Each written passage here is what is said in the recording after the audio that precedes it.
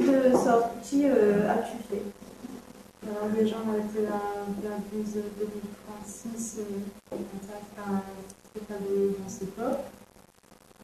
Ensuite, on a été à Maison Nouveau-Loin, au théâtre L'Oiseau de la Mouche, à Roubaix. On a fait un stage de danse hip-hop aussi, avec la sœur du spectacle. On a été au Palais des Beaux-Arts, au LAM aussi. Ensuite, le cabaret féminin, le Crato. Et pour l'instant, c'est Élysée aussi.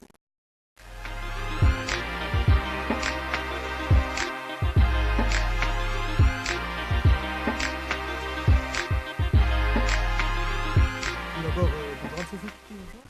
Présentez-nous la Rose des Vents en quelques mots. Alors la Rose des Vents, c'est une scène nationale, un théâtre qui a une programmation pluridisciplinaire avec essentiellement des accueils de spectacles de danse contemporaine et du théâtre.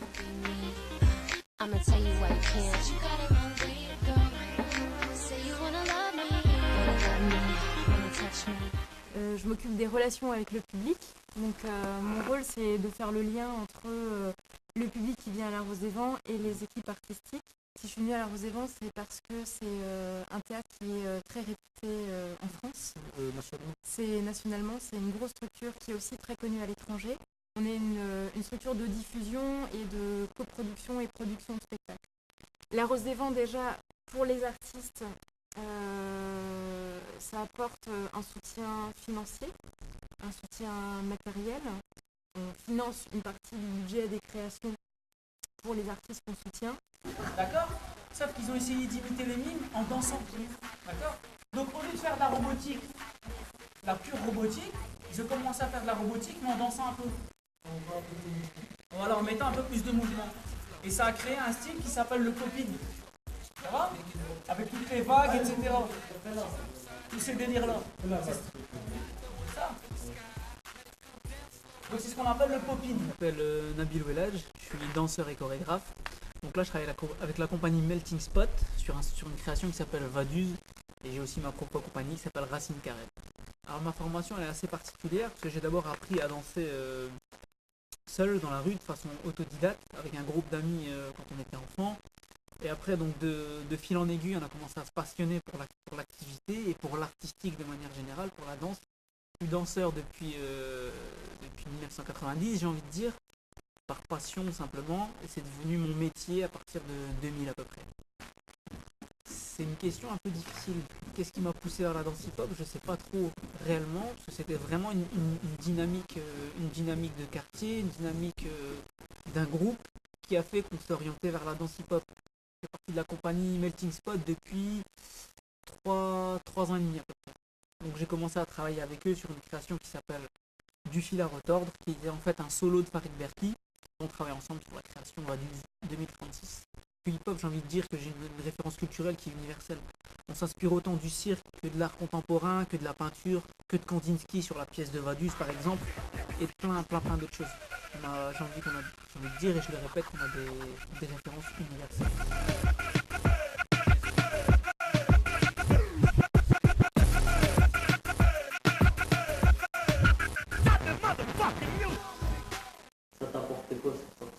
En fait, ces sentiments ont apporté. En fait, le fait de sortir, aller au théâtre, aller à l'opéra, je ne ferais pas ça de mon plein gré. En fait. Ça a changé. Ouais. Non, ça m'a pas changé, ça n'a pas changé ma vie. Ça m'a apporté quelque chose de nouveau dans ma vie, en fait. Des trucs que je ne pourrais jamais faire. Et qu'est-ce que t'as apporté ces sorties en général? Une certaine ouverture au monde culturel. C'est vrai que avec la famille, je ne sors pas pour aller au musée. C'est vrai que ça m'a ouverte à ma famille.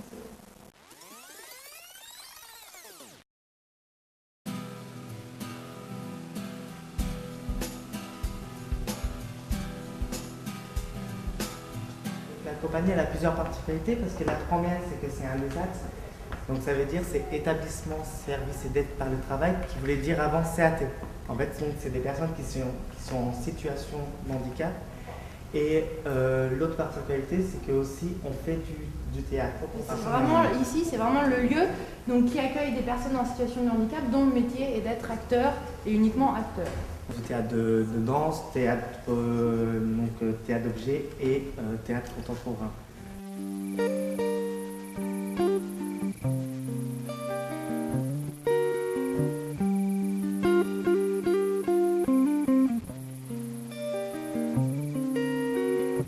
Il peut y avoir aussi une autre manière de faire du théâtre contemporain, c'est par exemple reprendre un de ces textes de Molière ou de Shakespeare, par exemple, qui est un petit peu loin de nous, mais on va décider de le raconter à notre manière. Mes amours au loin, par exemple, ça parle concrètement de quoi d'après vous? Histoire romantique. Ça parle d'histoire d'amour.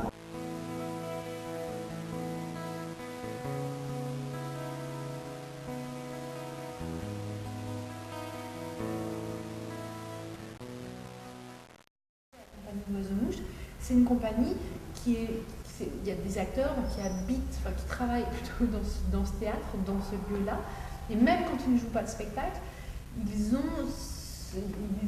vont être en formation, ils vont eux transmettre un savoir-faire. Très vite, au début, c'était un atelier amateur où les gens se réunissaient parce qu'ils avaient envie de faire du théâtre. Et 3 ans après le début de ce groupe-là, ils sont devenus professionnels. Alors moi, mon rôle, je suis ce qu'on appelle une chargée de relations avec le public, c'est-à-dire que mon rôle à moi, il est de permettre tout simplement la rencontre, faire en sorte qu'il puisse y avoir une rencontre entre des artistes, ce qu'ils proposent, c'est-à-dire leur spectacle, leur œuvre, et un public.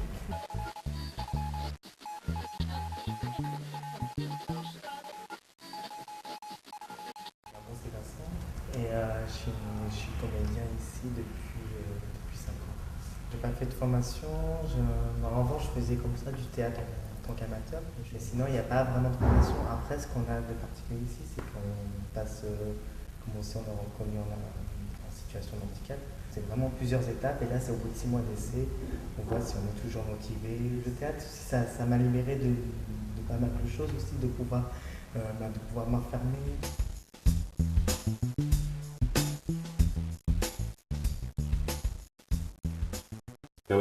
Pour moi, la culture, c'est tout ce qui nous construit, qui nous permet aussi de comprendre le monde. Je pense qu'on est jeune, on a tendance à être assez restrictif dans ses choix culturels. La capacité de cet adulte en construction, sa capacité d'insertion dans la société, de pouvoir prendre sa place, de pouvoir, ce qu'on disait tout à l'heure, avoir une identité, elle va aussi se construire autour de sa présentation de la culture, on va pouvoir au moins avoir conscience qu'il peut y avoir d'autres choses, d'autres possibles, de capacité d'être curieux, de rencontrer, d'être confronté à des choses nouvelles. Elle se construit, elle se nourrit, à mon avis, beaucoup par la découverte culturelle, par la confrontation à d'autres choses. Je considère qu'on a tous une culture, je considère qu'on a tous, de par son histoire, de par son vécu, de par l'endroit dans lequel on a grandi, on a tous une culture. C'est à la rencontre de l'autre de manière un peu générale. Voilà. La culture, elle est partout, elle prend différentes formes. Quand on parle de la culture, dans le langage courant, on fait souvent référence à tout ce qui est théâtre, musique, danse, etc. Les jeunes vers la culture, c'est une idée qui est excellente, parce que la culture, à mon sens, ne doit pas être réservée ni aux jeunes, ni aux vieux, etc. Donc, l'avantage de l'atelier, ce que j'y ai découvert, c'est le travail avec les stagiaires sur la culture et comment justement, tu disais tout à l'heure, amener les jeunes à la culture. Ben justement, comment faire que ce qu'on appelle la culture, elle soit partagée par tout le monde et pas seulement réservée à ceux qui avaient la chance d'y avoir accès plus facilement. Qu'est-ce que ça vous apporte la culture dans votre travail de formateur? Eh bien justement un lien différent avec les stagiaires et puis quand on se retrouve après une sortie, on peut échanger, on peut se dire « Ah là là, c'était super, ah non, c'était vraiment... » Dans mon travail de formateur, moi ce que je remarque tout de suite, c'est que ça me donne une autre relation avec les stagiaires. J'ai comme souvenir l'opéra il n'y a pas longtemps. L'opéra, j'y étais rentré une fois, j'avais pas encore vu le spectacle, quoi. Donc voilà, je trouve que c'est une chance, quoi. Donc là, je vous dis, c'est une chance. Alors je vous ai dit tout à l'heure, c'est une chance pour vous, mais c'est aussi une chance pour nous. La culture, c'est avant tout un moyen de s'ouvrir aux autres, un moyen de découvrir un peu le monde dans lequel on vit, d'élargir ses connaissances. Amener les jeunes à la culture, effectivement, c'est de leur permettre de découvrir des choses peut-être auxquelles ils n'ont pas accès au quotidien, et puis de se découvrir de nouvelles compétences. Je pense que la culture, elle se travaille au quotidien. C'est pas forcément le fait de sortir, d'aller voir un spectacle, etc. C'est aussi peut-être d'échanger avec quelqu'un qui est allé à un spectacle, ou qui a vu un film, ou qui a lu quelque chose dans les médias. Salt and indigo all around. Alors je suis relations publiques au Grand Bleu depuis 2 ans. C'est pas mon premier travail, mais ça m'enchante vraiment.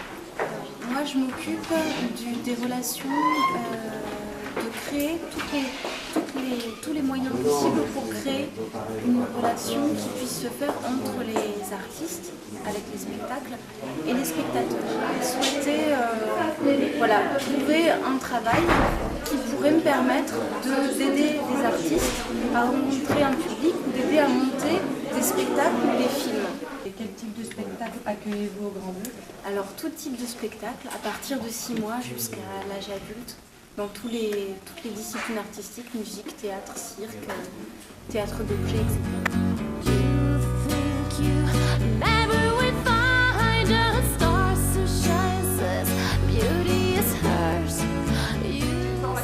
Trapéziste au départ.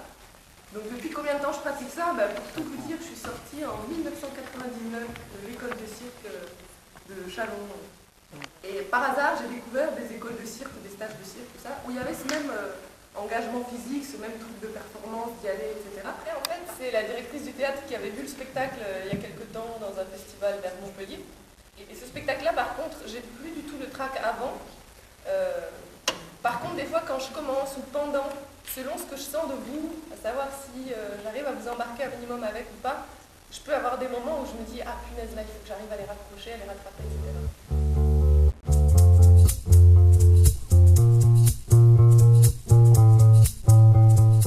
Tu as apprécié les sorties, les interventions culturelles? J'ai aimé le stage de hip-hop, parce que j'aime bien la danse. Say, what the hell is your name anyway? Crook Ram.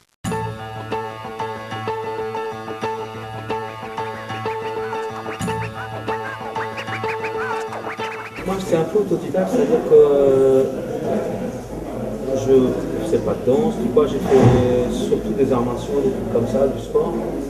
Direct, je me suis bien pratiqué tout le temps. Donc, ça veut dire qu'on regardait ce qu'on avait vu.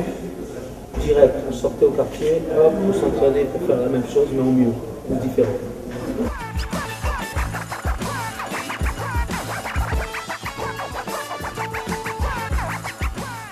C'est un peu la même chose, autodidacte. Il faut aussi apprendre sur le tas. J'ai fait une école de mime pendant 1 an sur l'île. Après, j'ai eu la chance d'être au bon endroit au bon moment. Je suis empirique, c'est-à-dire que c'est l'expérience. Chaque année, on apprend.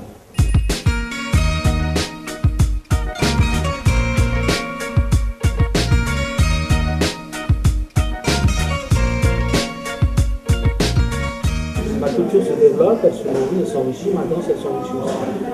C'est ça qui m'inspire en fait. J'écoutais surtout de la soul et du reggae. Un fan de reggae. Et puis je comprends les paroles du reggae, ça me touche, ça me parle. La salme, ça me parle. Comme les arts martiaux. Pourquoi? Parce que c'est les premiers artistes issus du tiers-monde qui sont devenus des stars. Je suis plus influencé par le cinéma burlesque, Chaplin, comme disait Paris, Keaton, machin. Mais aussi par... Je crois que quand on fait ce métier, quand on veut faire ce métier, il ne faut pas se cloisonner, il faut s'ouvrir.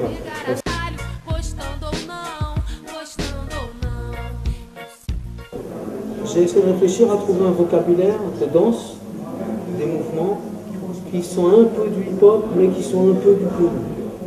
Et donc on a trouvé une espèce de mécanique de mouvement, comme ça, un peu arythmique. C'est un peu du hip-hop et un peu autre chose. Mais le but du jeu, c'était la rencontre. Et la gestuelle qu'on a développée, est issu de la rencontre. C'est vrai qu'on a un truc de fou parce qu'on était à l'affût de chaque geste. Et je sais pas, je faisais un geste, Farid dit oui, ça oui. Comment on peut développer ce geste-là? Comment je peux te répondre? Pode ser, claro de ver o que vier. O coração me coloca à prova pra mostrar, não foi tudo em vão. Vivemos num pavio em processo de carburação. Motivo pra manter a plena atenção. Ácido na sinopse da nossa condição. Brasil, ainda guarda o grito de libertação. Nada vem em vão, tudo vira inspiração para uma nova geração. Quem sabe romper as amarras da irrealidade. Marchando de mãos dadas, chega de mãos atadas. Põe minha mão no fogo para os pureza que estão na mata. Rimas improvisadas servem como carvão pra manter a chama.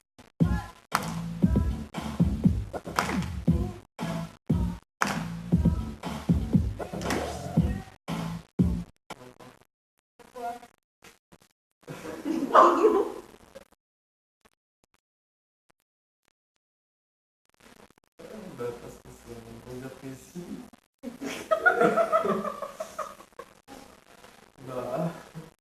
Oui, très intéressant. C'est quelque chose.